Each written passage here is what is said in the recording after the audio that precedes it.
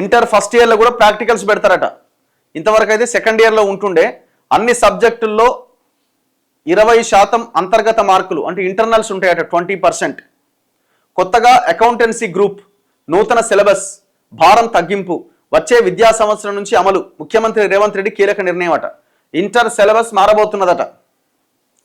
That first ఇయర్కి practicals పెడతారట. రాష్ట్రంలో ఇంటర్మీడియట్ విద్యలో సమూల మార్పులకు ముఖ్యమంత్రి రేవంత్ రెడ్డి శ్రీకారం చుట్టారు. పలు సంస్కరణలపైన కీలక నిర్ణయం తీసుకున్నారట. కొద్ది కాలం క్రితం ముఖ్యమంత్రి సూచన మేరకు ఇంటర్ బోర్డు ప్రభుత్వానికి ప్రతిపాదనలు పంపింది. వాటికి ముఖ్యమంత్రి గురువారం పచ్చజెండా ఊపారు. ఈ సంస్కరణలన్నీ వచ్చే విద్యా సంవత్సరం అంటే 2026-27 సంవత్సరం నుంచి అమల్లోకి వస్తాయి.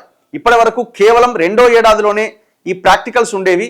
వచ్చే సంవత్సరం ఫస్ట్ ఇయర్ విద్యార్థులకు కూడా ప్రాక్టికల్స్ ఉంటాయి. చేంజెస్ ఏంటి అంటే ఇంటర్లో అన్ని సబ్జెక్టుల్లో 80% రాత పరీక్షకు, మిగిలిన 20% మార్కులు అంతర్గత పరీక్షలకు కేటాయిస్తారు. అంటే 80% ఎగ్జామ్ రాస్తారు మీరు. మెయిన్స్ అదే మన యాన్యువల్ ఎగ్జామ్లో 80% మార్కులతో ఉంటుంది. 20% ప్రాక్టికల్స్ ఉంటాయి.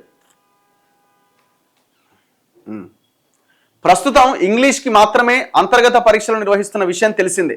ఇక నుంచి సాంస్క్రిట్, తెలుగు, మ్యాథ్స్, గణితం తదితర అన్ని సబ్జెక్టులకు ఇంటర్నల్ మార్కులు ఉంటాయి. ప్రాక్టికల్స్ ఉన్న సబ్జెక్టులకు కూడా అంతర్గత మార్కులు ఉంటాయట. ప్రస్తుతం ఎంపీసీ, బైపీసీ గ్రూపుల్లో సెకండ్ ఇయర్లో ఈ ప్రయోగ పరీక్షలు నిర్వహిస్తున్నారు. ఇక నుంచి ఫస్ట్ ఇయర్లో కూడా వాటిని ప్రవేశపెడతారు. ప్రస్తుతం ఉన్న మార్కులను సగం సగం కేటాయిస్తారు. ప్రస్తుతం ఎంపీసీ గ్రూప్లో భౌతిక, రసాయన శాస్త్రాలకు 30 చొప్పున ప్రాక్టికల్ మార్కులు కేటాయిస్తున్నారు. ఇక నుంచి ఫస్ట్ ఇయర్లో సబ్జెక్టుకు 15, సెకండ్ ఇయర్లో 15 మార్కులకు ప్రాక్టికల్స్ నిర్వహిస్తారట. బైపీసీ గ్రూప్లో ఒక్కో సబ్జెక్టుకు 30 చొప్పున 4 సబ్జెక్ట్స్కు 120 మార్కులకు ప్రాక్టికల్స్ ఉంటాయి. వాటిని సగం సగం చేస్తారు. ఇప్పటి వరకు తొలి ఏడాది విద్యార్థులకు ప్రయోగ పరీక్షలు లేకపోవడంతో వారు ఏడాది పాటు ల్యాబ్ల ముఖమే చూడలేదు. ఆ పరిస్థితిలో కొంతైనా మార్పు తెచ్చేందుకు ఈ నిర్ణయం తీసుకున్నారట. సో ఇట్లా ప్రాక్టికల్స్ మార్క్స్ని డివైడ్ చేస్తారు ఫస్ట్ ఇయర్కి, సెకండ్ ఇయర్కి. కొత్తగా ఏసీఈ అనే గ్రూప్ను కూడా ప్రవేశపెడతారట.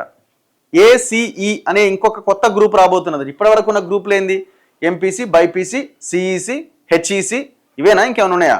ఇవి తప్ప ఇంకా వేరే గ్రూప్ లేకుండే ఇప్పుడు ఏసీఈ అనేది ప్రవేశపెడతారట. అంటే అకౌంటెన్సీ, కామర్స్ అండ్ ఎకనామిక్స్ సబ్జెక్టులతో ఈ కొత్త గ్రూప్ అందుబాటులోకి రాబోతున్నది.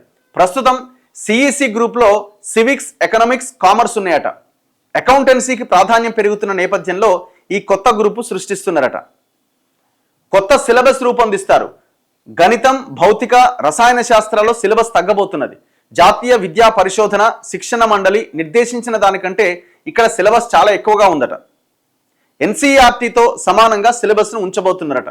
పాఠ్య పుస్తకాల్లో క్యూఆర్ కోడ్ కూడా ముద్రిస్తారట.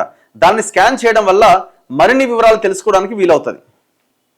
సో ఇట్లా సిలబస్లో మార్పులు తీసుకురాబోతున్నారట.